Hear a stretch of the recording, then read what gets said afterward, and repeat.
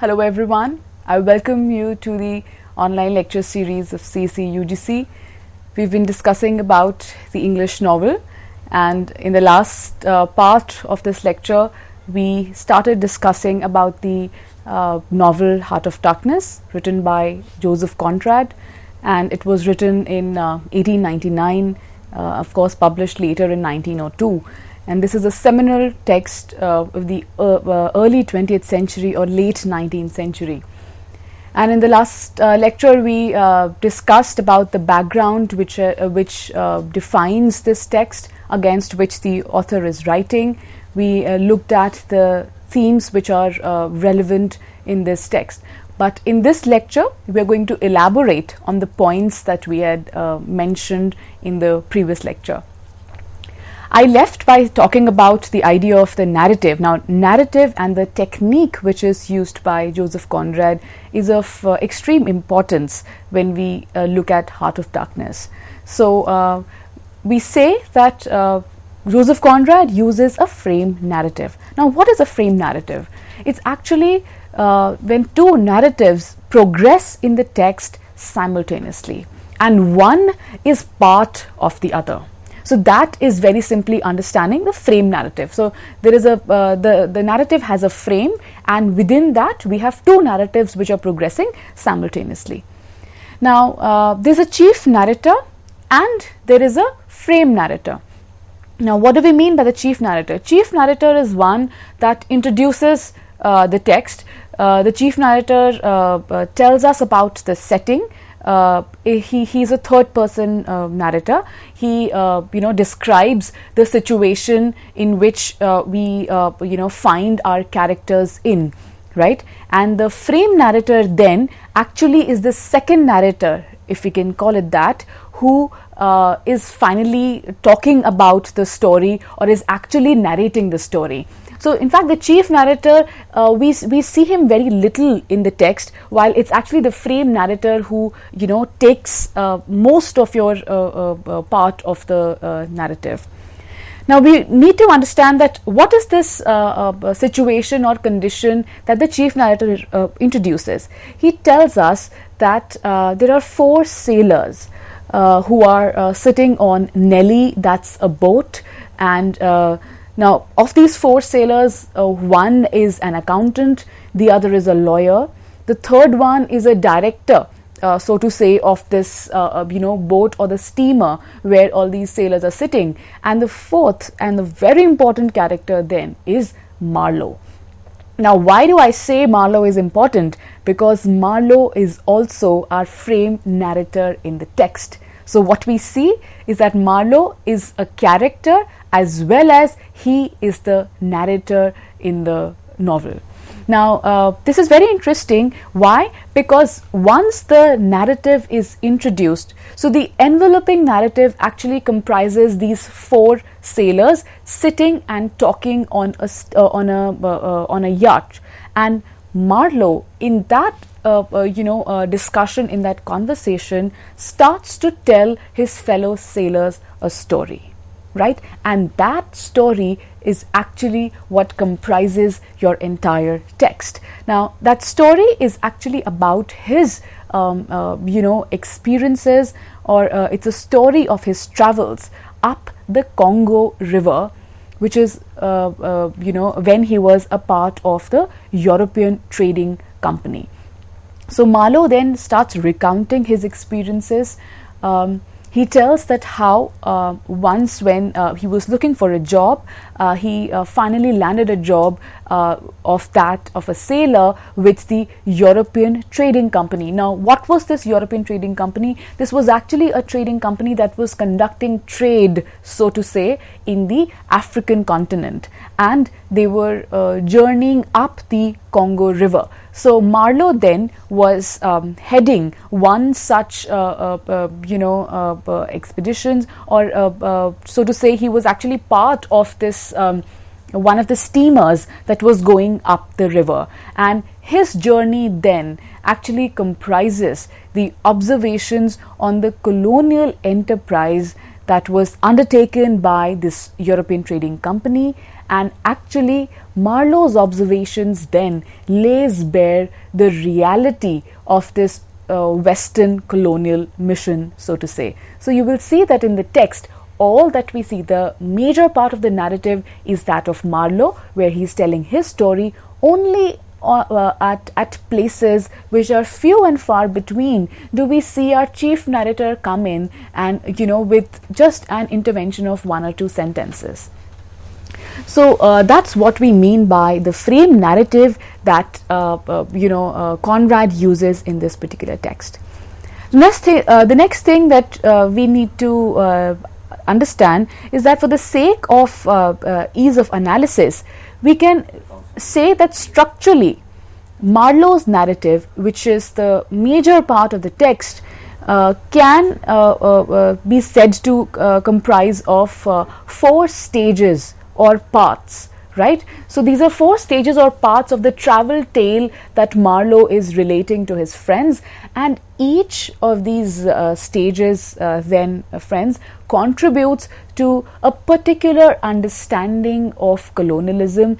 Each stage seems to tell us something about the idea of colonialism. Now these insights are actually extremely important and very, very precious when we approach the issue of colonialism in Conrad's texts. So straight away, if we look at the first stage that we notice in this travel tale of Marlowe's, the first stage comprises Marlowe's preparation before he's boarding the steamer. So once he has been hired by the trading company, he has to go through certain formalities before he finally embarks on the journey, right? So now that preparation actually involves a lot of different things. One of the things involving the preparation actually is the his going to the office of that trading company. Right now, what exactly does that tell us? The moment Marlowe reaches that office, there's a very peculiar feeling that he gets once he gets there. And what is that feeling? There's an element of the ominous, and there are suggestions of the dreadful. He feels that there is something ominous in the atmosphere. There's something that is not right. That's his very first impression the moment he goes to the office of the European Trading Company. And he very clearly states in the novel, and I quote, "There was something ominous in the atmosphere. It was as though I had been let into a conspiracy," unquote. Now, friends, it's very important for us to look at this word conspiracy. Now, what is a conspiracy? Conspiracy means that you are conspiring against a certain set of people. You are working against the interest of a certain section of people, right? And so what this conspiracy is actually not told to us already, but that's the first impression that Marlowe gets when he reaches the office of the European Trading Company. So he knows that there is something terribly wrong, but what wrong is it? He's not sure of. But definitely the journey that he's now going to undertake is not exactly pleasant. That's the impression that he gets. Now, the second thing that we also notice in the first stage is that he's also then after that sent to a doctor, right? He's to go through a medical examination before embarking on the journey. Now, what the doctor does is, very interestingly, he measures Marlowe's crania. Now, what is crania? That's actually the skull. Okay, he starts to measure Marlowe's skull, and then he asks if there's a history of madness in his family. Now, these are very, very mysterious, curious questions that Marlowe comes across, and he does not know the logic behind why is the doctor, asking these very, very weird questions. But then such is the mystery that we see is built around this entire expedition that Marlowe is supposed to be part of. The third thing in this very stage when Marlowe is preparing for the journey is, he also observes these 2 women who are guarding the door of the European Trading Company's office. And the way he describes those women is also extremely telling. Those women are seen to be knitting wool, okay, and the wool that they are using is actually very dark, or that wool is also black. So you will see, when you read the text, there is a mention of blackness, there is a mention of darkness throughout this initial phase when he is preparing to undertake that journey. I'll very quickly quote this a line which Marlowe says in the text. He says, "Often far away, I thought of these two guarding the door of darkness, knitting black wool as for a warm pall." Now, who are these two? These two are the women that Marlowe comes across at the office of the company, and they are constantly knitting this black wool. And the impression that Marlowe gets is that as if they are knitting a warm pall. Now, what is a pall? Pall is actually a cloth which is used to cover a dead body. So the idea that he gets is that with the kind of ominous atmosphere that we see, with the mystery that is surrounding, and all the impressions that Marlowe gets, he feels that he is perhaps in for something which is almost deadly or fatal. So therefore, whatever they are knitting, Marlowe feels that perhaps they are knitting a warm pall, a pall for those who have agreed to be a part of this mission, of this European mission to Africa. Right. So these are the initial observations that we see in the stage 1 of the narrative, or of the travel narrative, and we see how the idea of horror, how the idea of some kind of a mysterious wrong is introduced or is associated with the European expedition in Africa. Now, the second stage in the text that we see is actually when Marlowe has started on a journey and is en route to the first station, so to say. Now, this trading company has various stations at different places, up the Congo River. Now, while he is journeying to that station, that stage then actually tells us, or it makes us aware of the facade or the pretense of the noble cause, so to say, which is of the Europeans. So we can say that this noble cause was demystified in the second stage, where Marlowe goes up to the central station. Now, what is this noble cause? Actually, this was the most common way of the Europeans justifying their actions in the colonized country. They said that we, the civilized, are going to civilize the savage. Okay, we who have all the civilization with us are going to help the savages, so to say, to come out of their primitivism, and therefore we are going to that particular land. So therefore they saw some kind of a nobility in this cause. But was that cause noble? The actual reality of that cause will be evident as you see Marlowe going up the central station, and he says that it was like a weary pilgrimage amongst hints of nightmares. So again, the nightmarish feature is yet again highlighted by Marlowe in this part of the journey, which is when he is reaching the first checkpoint, so to say, that is the trading post of the company. We also see that this the facade stands demystified by another observation that Marlowe makes over there. You see, the Europeans always said that we are also bringing development to this lesser developed part of the world, and one way of bringing development of them or for them was the building of the railways. So railways was in fact a central feature of any colonial enterprises activity in the colonized country. So what Marlowe then ultimately notices when he actually arrives at the company's station is that in the name of building railways, what was happening was what he refers to as objectless blasting.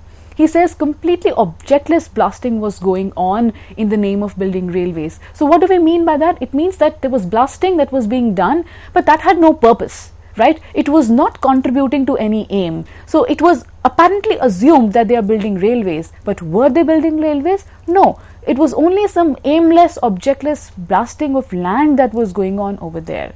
And what he also saw was a terrible condition of the natives, right? The conditions that those natives were in, the African natives were in, they were actually toiling away for the white man, and the predicament of these people then actually is a hint of what these white men were actually doing in Africa. They were not civilizing, but they were doing something very different. And let's see how Marlowe describes these native Africans. He says, and I quote, "I could see every rib. The joints of their limbs were like knots in a rope. Each had an iron collar on his neck. All were connected together with a chain," unquote. Now, if you read these words, they actually are hair-raising descriptions. In fact, what the kind of impact that this quote then has on you is that it immediately makes you sympathize with the native. Look how they have been completely reduced to this situation of such undernourishment that their joints then came across as nothing but knots in a rope. Their bodies were so emaciated, their bodies were so thin that joints came across as mere knots. And we also Marlowe also sees that there was iron collar around the neck of each of the African native, and all of them were connected together with a chain. Is this human? Definitely not. And this is exactly what the white people were doing in the name of civilization, right? So Marlowe also says that these people were black shadows of disease and starvation.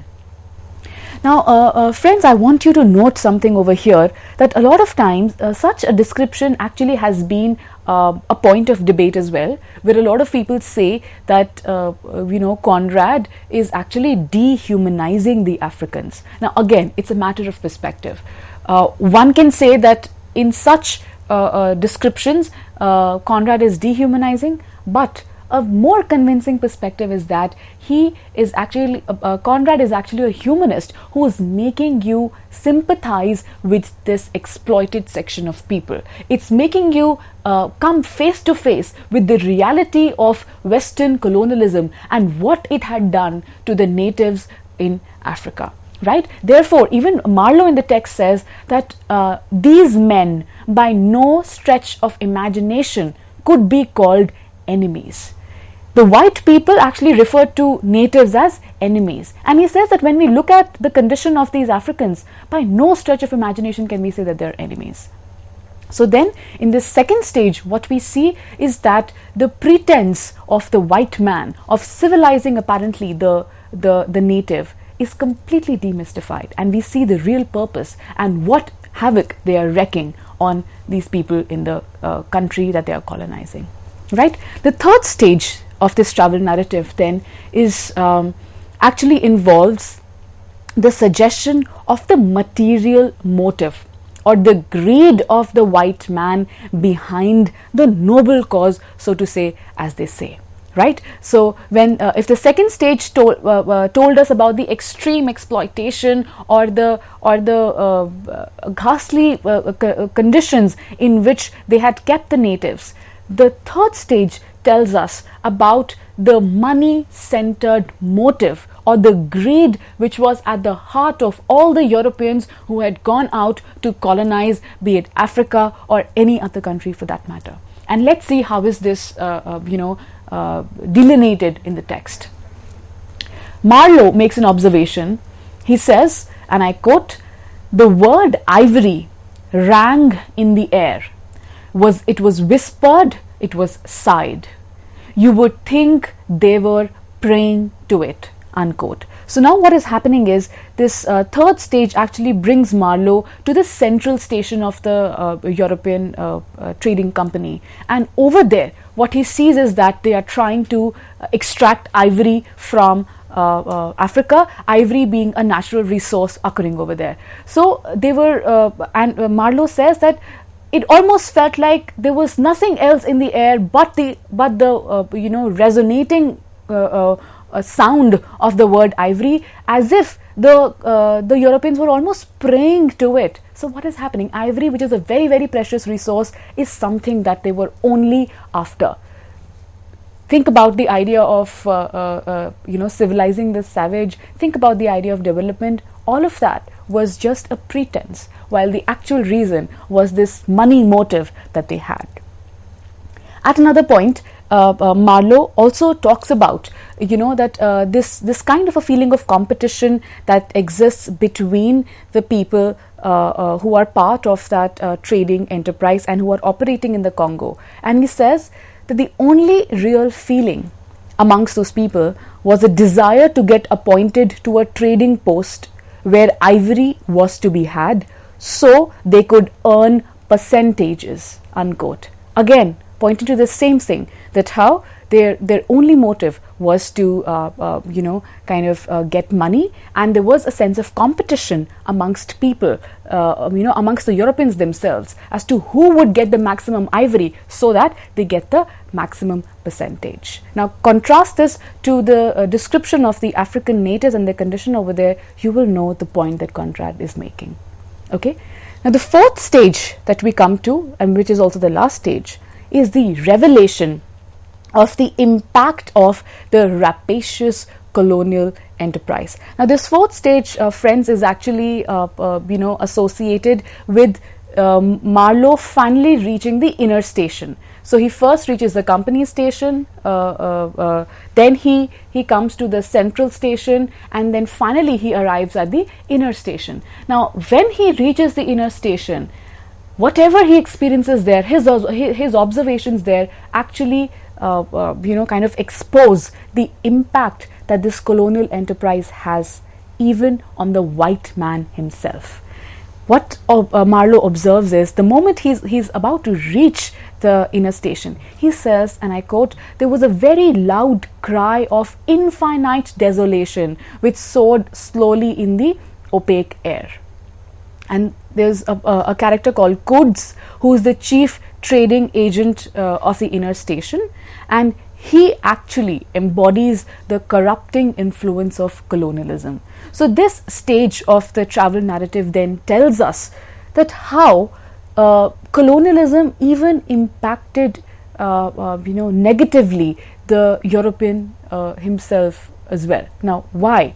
Because the kind of corruption, the kind of inhuman activities, the kind of inhuman treatment that they were meting out to the natives, they were not spared either. Even the Europeans felt that impact in their soul themselves, and this is embodied in the character of Kuds, which is extremely important if you have to understand this text. Now let's very quickly understand what are the defining features of this character. Marlowe says, everything belonged to him, but that was a trifle. The thing was to know what he belonged to. How many powers of darkness claimed him for their own. And at another place he says, Kuds had uttered these words. He talked about my intended, my station, my career, my ideas. These were the subjects of occasional utterances of this character Kuds. What do we see? We see an extreme obsession with one's idea, extreme obsession with the self, and part of that obsession then also is understandable from the idea of how Europeans took themselves way too seriously, but then their own obsessions came to haunt them. Okay, and how does this obsession comes to haunt them is something that we see in this extremely telling quote from this part of the text, when Marlowe says, and I quote, "His soul was mad. Being alone in the wilderness, it had looked within itself, and by heavens, I tell you, it had gone mad, unquote. Now what is happening? He's saying that Quds, his soul, had gone mad. What does it mean? That there was some very decisive change that had happened to this individual who was in the African continent, in the deepest recesses of the African continent, where he was hunting for ivory. But he was in the middle of a wilderness. There was no soul around apart from the natives. And that entire enterprise, which was based on greed, which was based on just material and one's self-benefit, ultimately comes to impact his soul. And he says that by heavens, I tell you, he had actually gone mad. And this is further climaxed. This what does he mean by this corruption of soul? What exactly is it? Is actually seen in this moment of epiphany, which is also the most discussed part of this text. The epiphany, which means it's a supreme moment of complete knowledge that our character Quds has towards the end of the novel, when he remarks the horror, the horror. Now these, you will, if you're a student of literature, you will see that these words are oft quoted, the horror, the horror. What it implies is that here was the chief trading agent of the European trading company, who was at the heart of the African continent, and he was actually the most respected of them all, and he was the one who had got maximum amount of ivory. What happened in the course of this entire enterprise? The darkness, so to say, or the impact of his own actions, of his absolute ruthless actions in the African continent, impact his soul, to the point that when he's ailing and he's actually about to die, he's able to see that blackness of his soul himself, and he exclaims, the horror, the horror. This man, who was the chief agent, so to say, actually dwindles to a complete nobody towards the end, and to an individual who is so afraid of his own self that when he looks within, these are the only words that he utters, the horror, and he dies. So these we see this way through the various stages of the narrative, how there are various remarks made by colonialism, by Conrad on colonialism. Now, apart from this kind of a frame narrative, the second feature that I also want you to notice is that of the idea of delayed decoding, which is part of the narrative style, which is evoked by Conrad. That how there's a mystery throughout the text, and you do not understand things immediately, but they make sense only eventually. Right? So I will want you to go into this aspect as well. We don't have as much time left, so I will not go into much detail, but it's an important feature that you need to be aware of. Before I wrap up, I want to mention Chinua Achebe's observation on Conrad. He says that Heart of Darkness projects the image of Africa as the other world, the antithesis of Europe, and therefore of civilization, a place where man's vaunted intelligence and refinement are mocked by bestiality, unquote. So what Achebe over here is saying that Achebe actually presents a post-colonial perspective to the text, and he says that Conrad, who himself was of a Polish descent, actually has a very Eurocentric perspective to Africa, where he's looking at Africa as the other world, the other of the civilized European continent, where Africa is then associated with bestiality for Conrad, while intelligence is something that he associates with Europe. Now, Conrad sees this kind of a bias, so to say, the European bias in, Achebe sees this European bias in Conrad. But friends, this is one way of approaching the text. The second approach, which I also told you in the beginning, is that we can also say that Conrad, by means of talking about Africans in the way that he does, he's actually evoking our sympathy. Actually, I mean, we should not use the word sympathy either, but he's actually making us, bringing us face to face with the exploitation that was done of the Africans by the European. So which side are we on? We need to take it, we need to take that as a call for ourselves, but we need to be aware of these discourses that are existing on the text. So very quickly, wrapping up, I'll quickly go over the points that we made about this text. We see that Heart of Darkness is a turn of the century novel and also is referred to as the early modern text.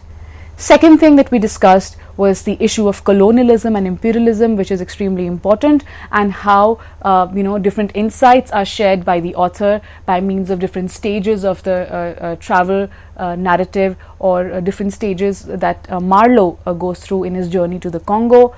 The third idea we looked at was the idea of the frame narrative, and we also looked at the idea of delayed decoding being one of the devices used by Conrad while writing this text. I hope that this will has given you a good entry point into the text, and you will read it for yourself. It's a short one, it's a novella. Read it for yourself and see how it actually piques your imagination, and the language used is extremely fascinating.